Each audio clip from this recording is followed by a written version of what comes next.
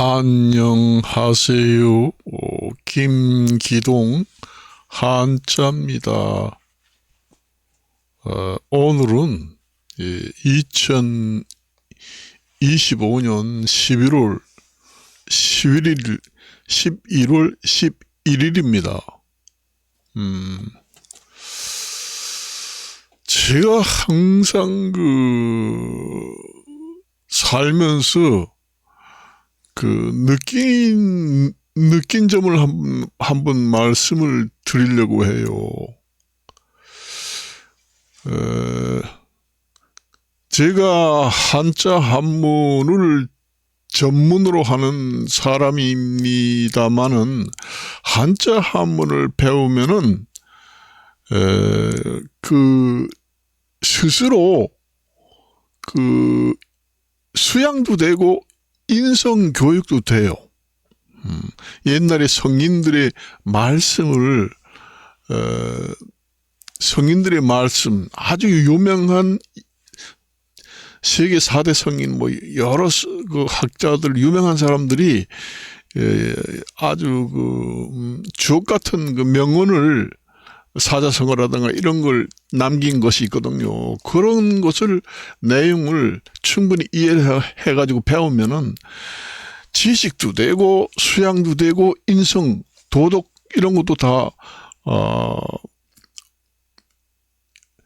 교육이 되고 자기 수양도 되고 교양도 되고 그래요. 항상 그렇습니다. 제가 생각할 때는 그래. 보통 이제 사람들이 이제 좀 출세를 하고 좀 잘 나간다고 하면은 어깨에 힘이 들어가고 점점 위로 올라간다고 그러잖아요.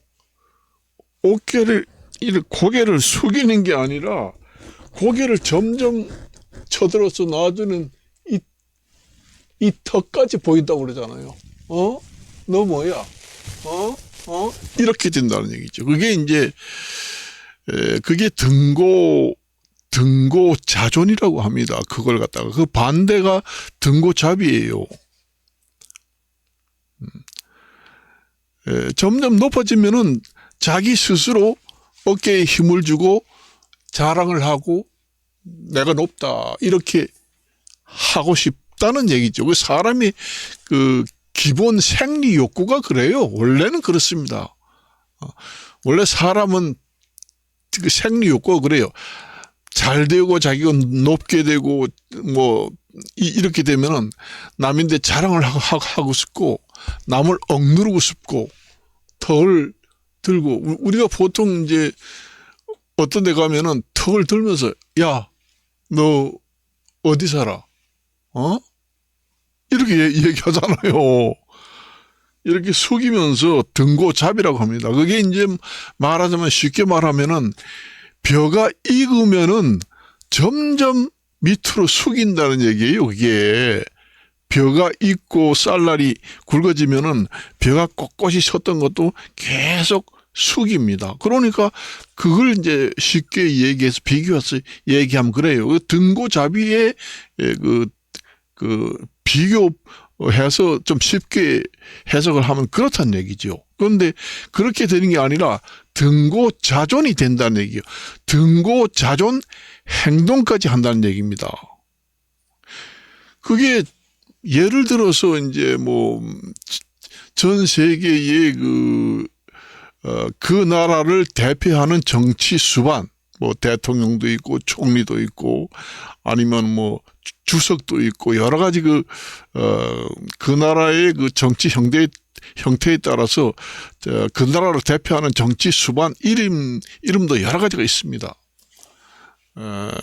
우리나라 같은 경우는 리퍼블릭 코리아 공화국이기 때문에 대통령이라고 부르죠.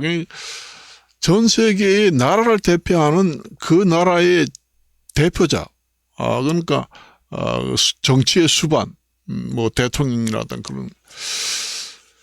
그렇게 이제 대통령이 되게 되면은 등고자존 행동을 한다는 얘기예요. 그러니까 등고잡이가 돼야 됩니다. 그게 낮을 비자고 근신한다는 얘기입니다. 그러니까 가족 단속, 그 다음에 그 행동도 근신해가지고 행동하고, 그렇게 해야지만은 나중에 뒤탈이 없다는 얘기입니다. 뒤탈이, 후환이 없다는 얘기예요. 높은 직에서 있다가 물러나면은 역사가 다 말해줍니다. 그렇기 때문에 자기가 높은 자리에 있다가, 내가 높은 자리에 있으니까 이 정도는 해도 괜찮아. 그렇지만은 나중에 다 역사가 다 나타나게 돼요.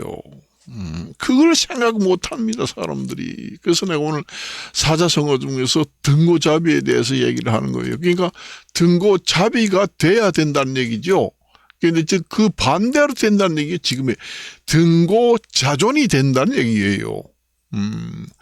자기가 높게 되면은 그걸 갖다가 쉽게 말하면은 아나무인격이다, 그런 얘기입니다.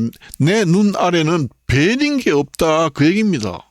그러니까 행동을 막 한다는 얘기예요. 그러니까 등고자존 행동이다, 그런 얘기입니다.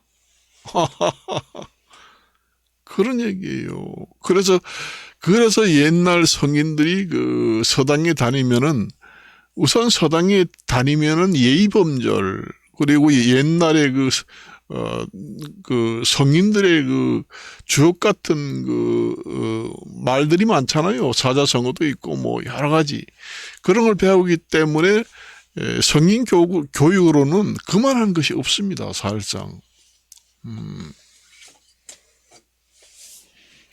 자기가 좀 뭐 배운 게 있고 뭐가 좀 양식이 있어야 내가 어떻게 하면 된다, 그런 게 있잖아요.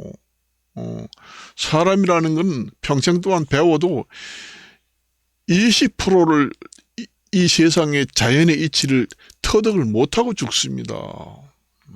10%도 어렵습니다. 그래서 평생 공부를 해야 된다, 그 얘기예요. 평생 공부를 해도 100% 완전히 터득을 하고 세상을 떠나지 못한다는 얘기죠. 우리가 보통 뭐 박사고 뭐 만물 박사고 뭐 하고 해서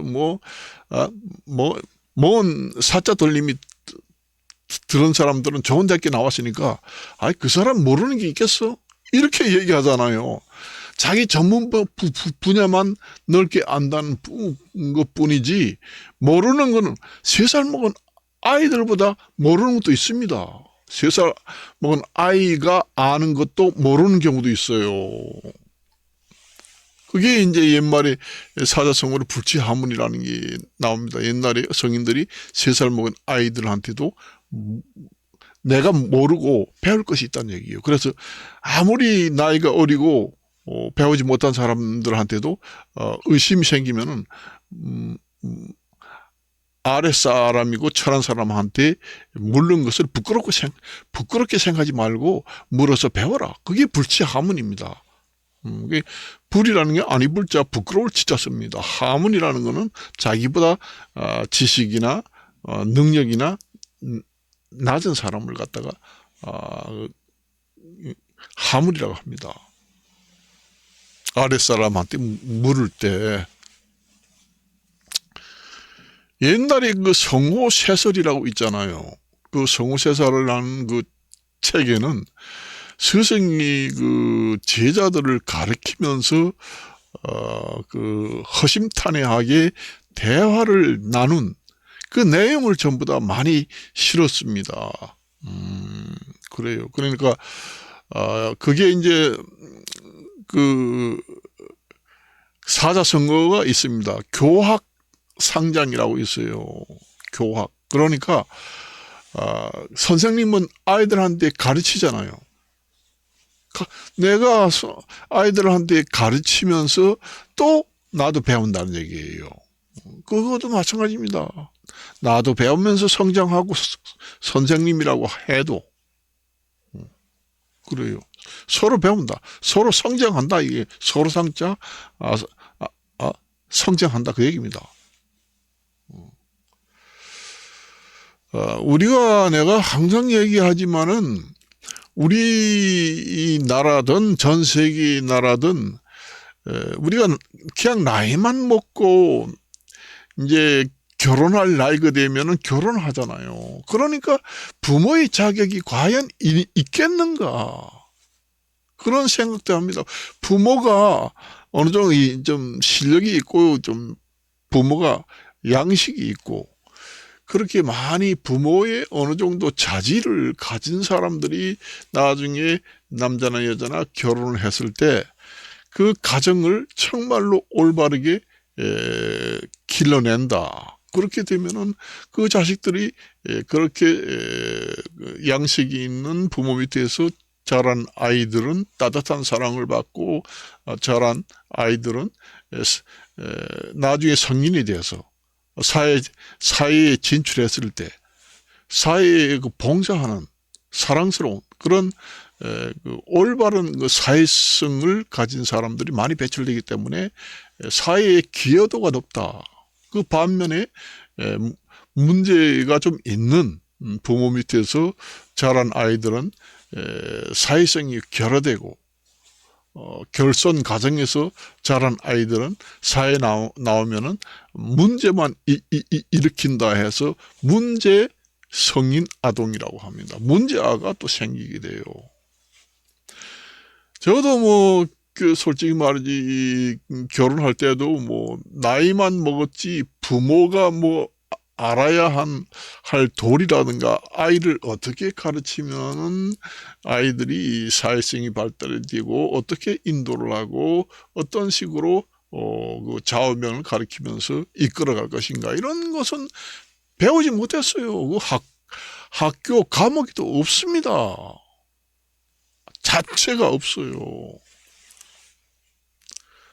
그러다 보니 학교도 못 다닌 사람도 나이 먹으면 결혼해가지고 부모가 돼가서 딸 자식을 낳고 그 가정에서 기르잖아요. 그러니까 그 가정에서 기르는 부모의 그 수준의 아이들이 따라서 부모를 거울같이 보고 자랍니다. 그러니까 부모가 어떻게 하느냐에 따라서 잘 자랄 수도 있고 못 자랄 수도 있고 문제가 있는 사람이 될 수도 있고 정말로 아주 인성을 되고 좋은 사람으로 자란 사람도 있고 그렇게 있다는 거죠. 전 세계적으로 다 그런 것 같아요. 보니까 그냥 무조건 그 가정이 상당히 중요합니다. 가정에서 자식들을 잘 길러냈을 때 그 사람들이 나중에 다 성인이 되면 또 사회 나오잖아요. 사회 나와가지고 입신양명 하잖아요. 정치계, 학계, 여러 가지 연구 그런 걸 많이 하잖아요. 그러니까 우리나라 같은 경우에도 이제 우리나라만 그런 게 아니라 전 세계적으로 다 그렇게 많이 되기 때문에 이제 그런 문제를 참 해결하기가 쉽지 않다. 그 국가를 운영할 때 이론상에는 그렇지만은 그렇게 거기까지 생각하면서 국가를 운영하는 나라는 드물다. 그렇게 봅니다. 그런데 지금의 우리 현재 보잖아요. 대통령이 되든 한 국가에서 최고 직위에 있으면은 근신하고 행동을 조심하고 그 한 나라의 최고 고위 직에 있으면은 역사에 남습니다. 기록이 다 남아요. 옛날에 그 사초처럼 기록물이 남습니다. 그리고 역사가 다 밝혀집니다. 그렇기 때문에 함부로 행동을 하면 안 돼요. 이것은 내 개인이 지금 일단 내가 1급 공무원이다. 그게 문제가 아니거든요. 기록물이 다 남아요. 우리 옛날에 왕조 세종실록이라든가 이런 것이 왕 정치한 거지 그 기록이 다 남아 있잖아요. 연산군 같은 기록이 남아 있고 또 세종대왕 성군인 세종대왕 기록이 나와 있고 다 나와 있잖아요. 그 행적이 다 그대로 나와 있습니다. 그리고 야사가 있습니다. 그런데 그 기록은 야사라는 그 역사책이 또 별도로 있어요. 그 야사란 책이 한 권이 있는 게 아니라 여러 그 부류의 책을 옛날의 역사책을 탐독하다 보면은 한 군데 모여 있는 게 아니라 여러 분야의 그 좋지 못한 얘기거리도 많이 나옵니다. 그래요. 옛날이나 지금이나 사람 사는 건 똑같아요. 옛날에 그 높은 사람들도 이상한 짓을 한 사람도 많겠지요. 뭐 우리가 그 텔레비 가끔 나오잖아요. 천일야사 이런 데 보면 나옵니다. 그게 어떤 책에 한 권에 전부 다 수록된 것이 아니고 여러 책에 분산되어 있다. 여기도 기록되어 있고 저기도 기록되어 있고 문헌이 남지 않고 그냥 전설로 구전되어 오는 것도 있고 문헌이 남는 것도 있고 그렇습니다. 그렇기 때문에 옛날 그 사람들의 그 행동이 다 그 기록되어 나와 있어요. 그러니까 한 나라의 국가의 대표하는 뭐 대통령이라도 이런 사람들은 그 일거수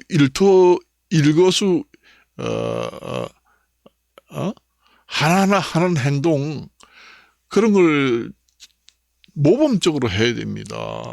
그것이 나중에 다 드러난다. 아이고 뭐 내가 이렇게 행동한 것까지 다 세상에 드러날까? 안 그래요. 그래. 그 정치를 하다 보면 또 잘못할 수도 있잖아요. 그러면 어떤 그 사람의 수사를 철저히 하는 뭐 계기가 된다. 그러면은 다 들통이 나게 돼 있잖아요.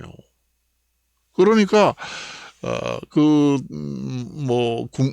국무총리든 주석이든 대통령이든 그 가족도 마찬가지고 본인도 마찬가지고 그 일거수일투족을 그 근신을 하면서 잘해야 됩니다.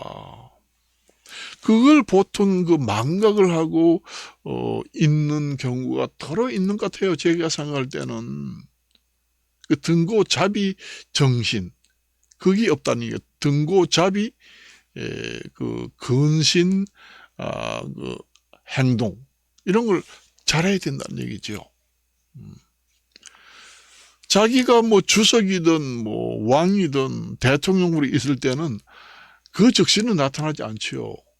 어떻게 마음대로 해도 그렇지만은 그게 이제 나 훗날에 뭔 일이 벌어져서 잘못했다 그러면 뭐 수사를 한다든가 어떤 계기가 돼 가지고 샅샅이 뒤진다든가 뭐 문헌에 남는다든가 이런 걸 따지게 되면은 다 세상에 드러납니다.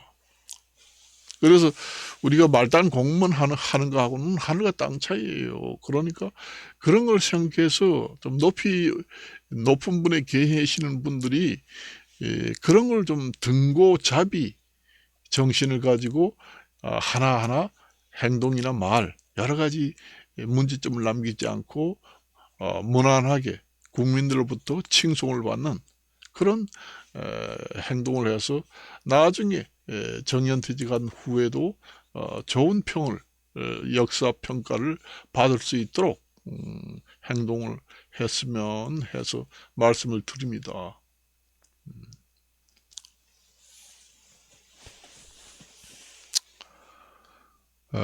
그래요.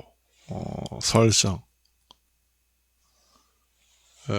그래서 오늘은 이제 말씀을 드리는데 그 높은 자리에 올라가면 원래 그래요. 사람은 자랑하고 싶어서 난리 납니다. 원래 자랑하고 싶은 것이 그 사람의 본성이에요. 누구나 똑같습니다. 자기가 잘 돼가지고 돈 많이 벌면 돈 자랑하고 싶고 자기가 출세하면 출세 자랑하고 싶고 그런 것은 그 욕구 사람의 그 생리 현상인 본성의 욕구입니다. 그게 욕구에 들어갑니다. 그게 생리 욕구에 들어가요. 그 자랑하고 싶고 뽐내고 싶고 돈 자랑하고 싶고 뻐기고 싶고 삐까삐까 하는 얘기하고 싶고 그래요. 내가 한 예를 이제 들어보면은 옛날에 이제 돈 많이 워낙 어렵게 사는 사람이 갑자기 돈이 많이 벌리면은 비싼 차를 타고 다니잖아요. 그래 이제 그것도 하나의 비싼 차 타고 다니고 뭐 운전사 두고 보디가드까지 두고 이렇게 이제 다니잖아요. 그럼 밖에 사람들이 봤을 때 아유 엄청나게 부자다 이러니까 예부상으로 나타나니까 그렇게 하잖아요. 돈도 크게 없는 사람이 원래 그렇게 하고 싶은 마음이 그게 본래 사람의 그 생리 그 욕구 단계입니다. 그게. 그러다가 이제 범죄에 노출이 돼가지고 죽은 사람도 있어요. 나중에 보니까 돈은 몇 푼도 안 되는데 사업이 잠깐 잘 돼가지고 돈 좀 많이 벌었던 사람이더라 보니까. 정말로 돈 많은 사람들은 신분 보장을 위해서 중고차를 몰고 다닙니다. 안 그래요? 돈 자랑은 절대로 안 해요. 내가 얼마 전에 뉴스를 봤는데 어느 뭐 전 세계의 어느 나라의 뭔 사람이 뭐 유튜브에서 돈 자랑을 엄청나게 많이 했다는 거예요. 돈을 막 앞에다가 이렇게 쌓아놓고 유튜브를 촬영하고. 그런데 그 집에 이제 도둑이 들었다는 얘기예요. 돈 자랑 한 걸 유튜브를 보고 그 도둑이 그 집을 찾아가서 도둑질을 했다는 겁니다. 요즘에는 그 정보망이 그 옛날 같지 않잖아요. 우리가 그 인터넷이라든가 여러 그 정보망들이 노출이 많이 됩니다. 그리고 얼마든지 추적을 할 수가 있어요. 요즘에는 여러분들이 생각하는 것 이상으로 추적이 가능합니다. 그렇기 때문에 절대로 그런 걸 해서는 안 됩니다. 그리고 정치하는 사람들도 그렇고 정치하지 않고 일반 사람들도 자기 관리를 잘해야 돼요. 그 전에 이제 우리가 나도 그런 걸 얘기했는데 어떤 데 이제 서비스업 같은 데 들어가면은 물지 않고 턱을 이렇게 내밀더라고요. 그러니까 뭐 때문에 오셨어요? 이렇게 물어보지도 않고 눈을 뜨면서 이렇게 하더라고요. 이제 뭐 때문에 이제 저 사람이 물어보려고 하는구나. 무슨 일이 있어서 왔어요. 물어보려고 그랬어요. 이렇게 얘기했단 말이에요. 턱이 점점 올라가가지고 이렇게 이제 등고 잡이 낮을 비자가 아니고 등고 자존 높을 존자로 자꾸 올라갑니다. 이렇게 어깨도 이제 힘이 들어가고 그 등고 자존 그 행동을 한다는 얘기죠. 사람이 원래 그 욕구가 그래요. 욕구가 그런 단계의 본성이 있습니다. 원래 있어요. 그걸 나쁘다고는 할 수 없어요. 원래 사람은 다 가지고 있기 때문에 그 등고잡이 정신을 가지고 있는 사람은 이제 마음을 다스리는 거지요. 속에는 자랑하고 싶은데 굴뚝 같아. 그렇지만 내가 좀 그래도 많이 배웠고 옛날에 그 한자 한문을 배워보니 그렇게 하는 게 아니더라. 내가 자랑해서 세계에 다른 사람이 많이 알려지는 것보다 내가 스스로 낮추어서 있어도 세상 사람들이 자연히 알아서 널리 알려지는 게 훨씬 더 효과가 높다. 그렇게 이제 생각하잖아요. 그 보통 사람들이 흐르는 물은 낮은 곳으로 흐른다. 그런 얘기 하잖아요. 그게 바로 말하자면 등고잡이 정신입니다. 강물은 낮은 곳으로 흘러서 바다로 들어가잖아요. 그러니 바다가 얼마나 큽니까? 물은 저 산, 백두산 꼭대기에서 비가 와서 물이 낮은 곳으로 흘러서 가장 낮은 곳으로 마지막 단계가 어디에? 바다입니다. 그거 크게 됐잖아요. 대기 만성되는 거예요. 똑같아요. 대기 만성되는 것은. 대기 만성이나 강물도 낮은 곳으로 흘러서 큰 바다가 된다. 그게 대기 만성이나 똑같습니다. 원래 크게 되는 사람들은 자랑을 안 해요. 그러니까 그 많이 배우고 양식이 있고 교양이 있는 사람들은 자랑하고 싶지만은 그것이 좋은 효과는 안 된다. 그러니까 낮춰야 된다 해서 등고잡이 정신이 얘기 들었다 해서 그렇게 하는 거지요. 속이 부글부글 끓고 있지만은 그렇게 하는 거예요. 등고잡이 정신 행동. 그 반대로 등고 자존 자존심을 높이는 행동. 자랑하고 그렇게 하면 안 된다는 얘기죠. 그거 내가 항상 그 뭐 정치를 아는 사람들이나 이 동네 사람들이나 저도 그 뷰티 K 코리아 K 뷰티 업계에 일하는 사람입니다. 저도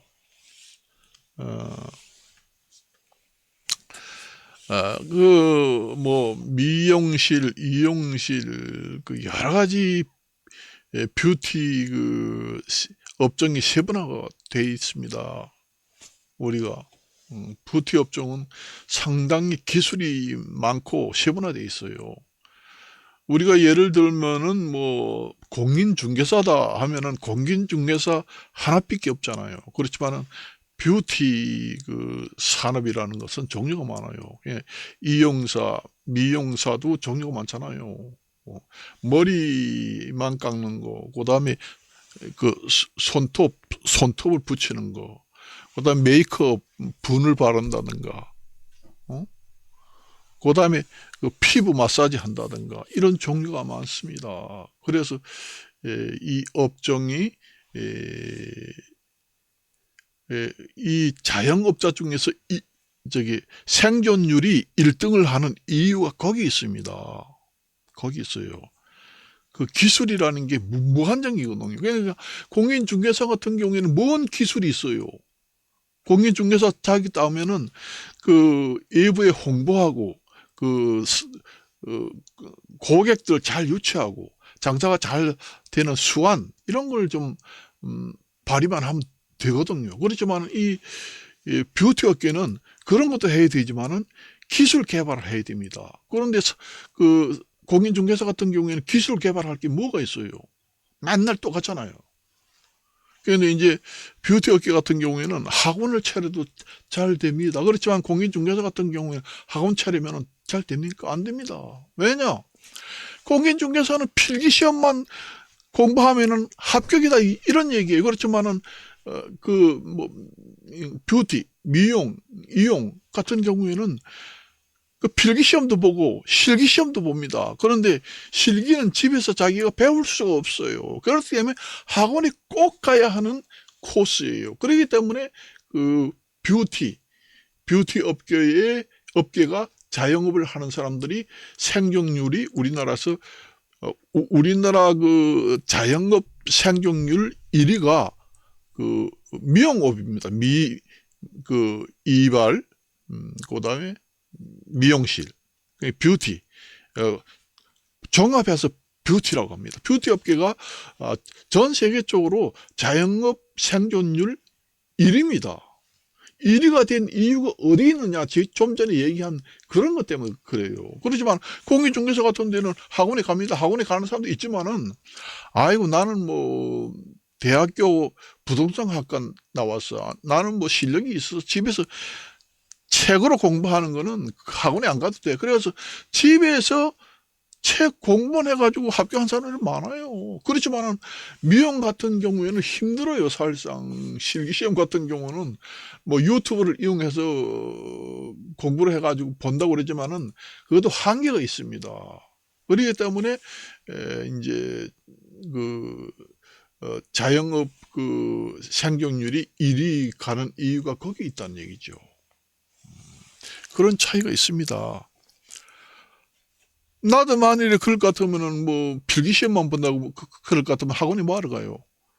필기시험만 집에서 쭉도록 책을 사가지고 공부하면 되지. 그런데 실기시험을 본다는 게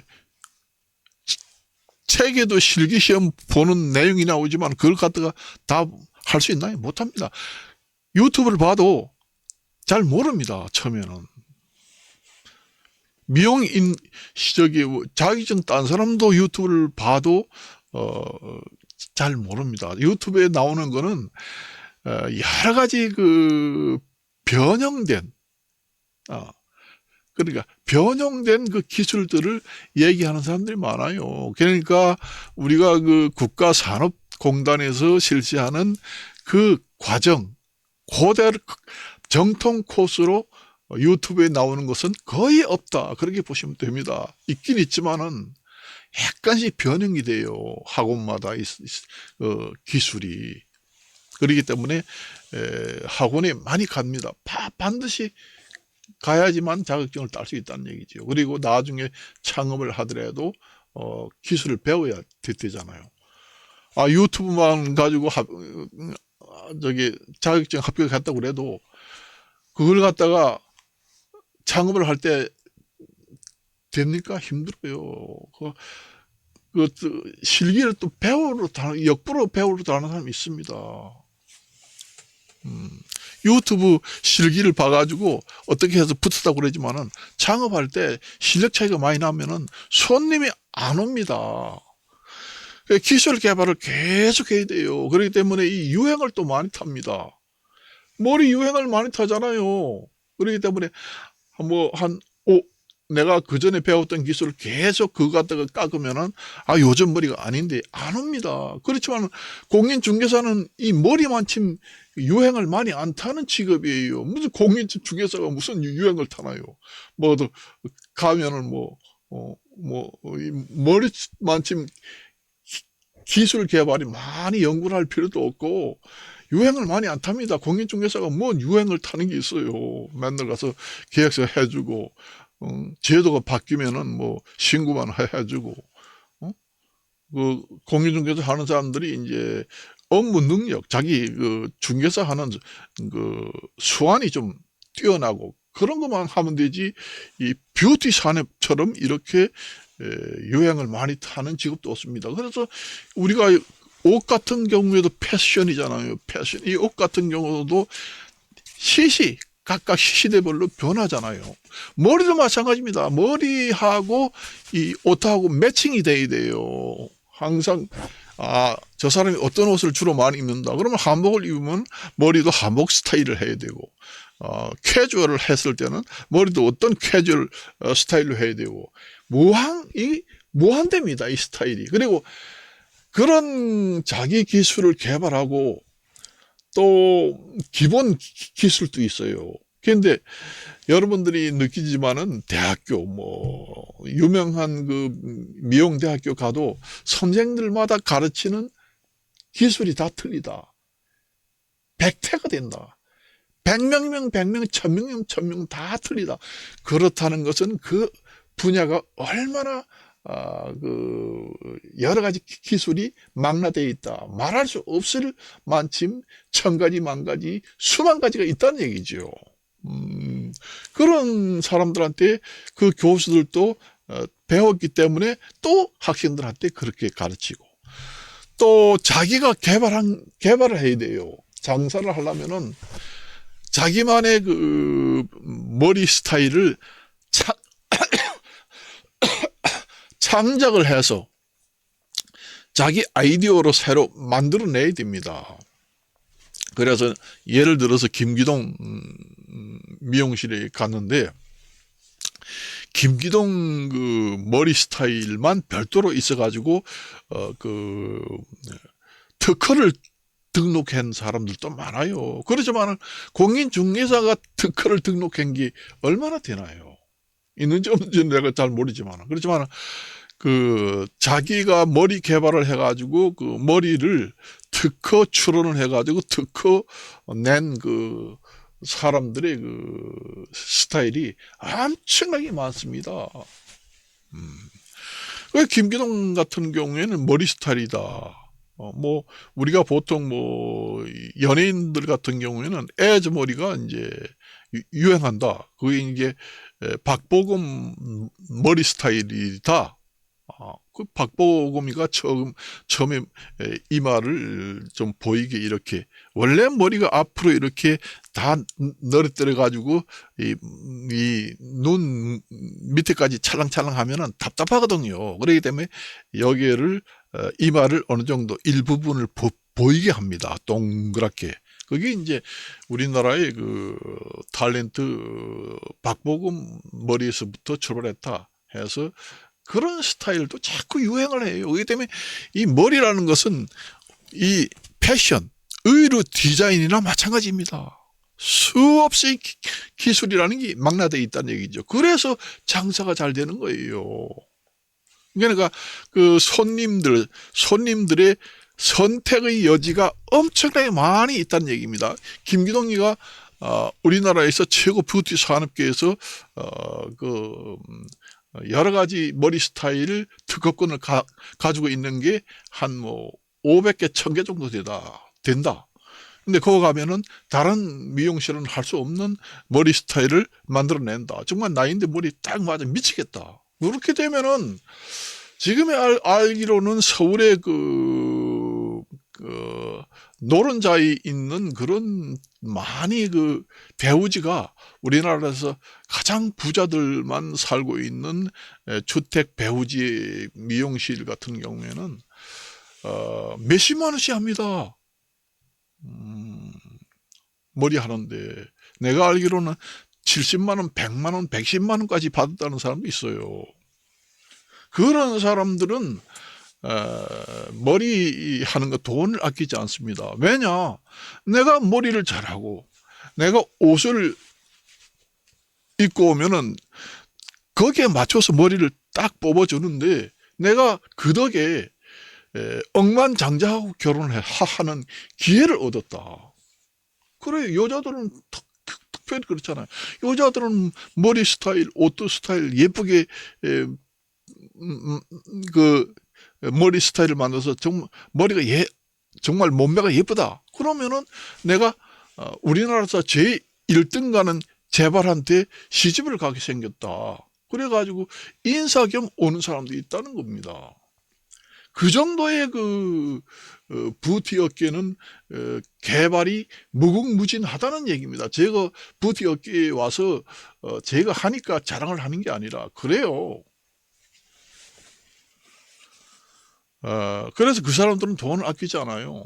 그리고 젊은 사람들은 특히 돈을 아끼지 않습니다. 지금 앞으로 시집장가도 가야 되고 앞으로 지금 한창 모양을 내고 이쁘게 하고 다닐 나이다.